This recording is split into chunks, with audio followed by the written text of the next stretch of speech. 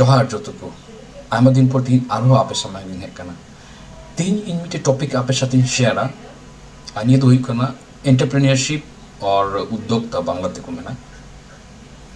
चेदा से आबू हर हपन किंतु आयमा परिश्रमे मिटे ट्राइबल कना पन आयमा कमी अपन किंतु आबो निये कमी निये आयमा परिश्रम निये जत्तपुन करा हर लगी हरा जागारे हरा जमी लगी हरा टाका बुन जस्तिया मेनखान आबो दो कोनो दिन बाबुन चिंतिया जे निये आयमा परिश्रम जे आयमा कमी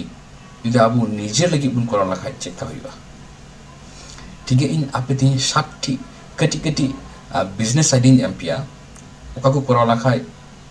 इन विश्वास जे आपे फाइनेंशियली अडी लहार पे चला पहिल दो हुई कना मेरम फार्मिंग निये मेरम फार्मिंग ले अडी मिटेन प्रॉफिट मेना आबो पासे बाबुन चिंता बड़ा कदा इन जेल कदा जे आबो हर हपना आतु करे जे प्रत्येकटी आतु रे बारिया पिया काते प्रत्येकटी ओड़ा रे मेरम को तहन बारा किंतु नुको मेरम जहन गी पोनिया आकु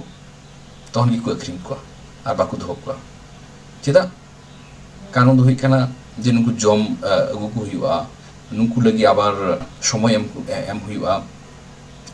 आयमा प्रॉब्लम आर की कटी कटी प्रॉब्लम किंतु आबो बाबुन चिंता वदा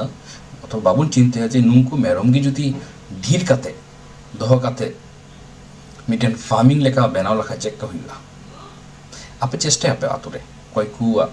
मेरम ऑलरेडी मेना को आपे चेष्टा पे आरो 5-6टी मेरम किरिंग काते मी धमना 10-12टी मेरम असु दोसरा कथाइन मेना जे सुक्री फार्मिंग सुक्री आबो सान्ताल हपना अडी मिटेन फेमस अथवा अडी टेस्टी मिटेन फूड आइटम कना आबो कोई जे कोनो उत्सव रे सुक्री छाड़ा बाबुन करा बारे बापला सुक्री लगा अथवा जे कोनो ट्रेडिशनल जुदी कोनो उत्सव हुई खाय उन समय सुक्री लगा ताहले आपे जुदी मिटे कटी की सुक्री ओरा बनाव काते ओंडे 5-6टी सुक्री असुल लाखाय नेलापे आइमा मिटे प्रॉफिट पे जामा बछर शेषे अथवा अथवा बारिया पिया बछर पर निये सुक्री असुल जस्ती किछु बा लगा खाली मिटे ओरा बनाव पे ओरा बनाव काते ओना ओरा भितर रे डिवाइड पे मिटे ओड़ा रे कटी को तहना मिटे ओड़ा रे लेटू को तहना जम को पे आबो आतु करे मा चावली दाका अथवा सरू साकाम सरू आराम निकु को जमा सुकुरी निकु मा अडी सहज रे जामो आपे निकु नि शुरू पे जला पे नोडे विशेष मेना जे आपे जदी शुरू लाखाय अडी लहा पे चला फाइनेंशियली तेसरा इन मेना चिकन फार्मिंग अथवा सिम फार्मिंग अडी मिटेन फेमस अथवा नि ट्रेडिशनल मिटेन फार्मिंग कना निया आबो दिसम रे हो हिबारा एटा दिसम रे हिबारा किंतु अडी कमी नेल का को जे आबो हर हबन मित्रे निये को करा बारे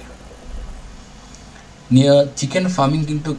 आइमा सिस्टम रे हिबारा मि जागा रे दोह काते हो सिम असुदारी कम सिम आरा काते असुदारी कम तबे नितो बर्तमान आइमा रकम सिम कुडुं काना जेमन सोनाली मुर्गी कयल मुर्गी टाइगर नुक आइमा रकम सिम मेना को आपे जदि नंकु सिम निये पे शुरू लाखाय इना विश्वास जे आपे हो जे प्रत्येक मास रे হয় बिली खय टाका पे नामा अथवा उनको जीर अखरिंग काते टाका पे नामा एडी इजी काना निये को सिम असुल आपे जुदी बापे बाडा खा चिका काते असुल को हुआ इन साथे जोगाजोग दारापी आपे हेल्प दारापी अथवा आपे आपे एलाका रे नेल पे ओका करे सिम को मुसले असुल को उनको नेल को पे उनको ठेक खय आइडिया हातो पे আর আপে শুরু पे আর চতুর্থ কানা ইয়া ডাক ফার্মিং गेडे फार्मिंग हो अडी सिंपल मिटेन ये काना इजी मिटेन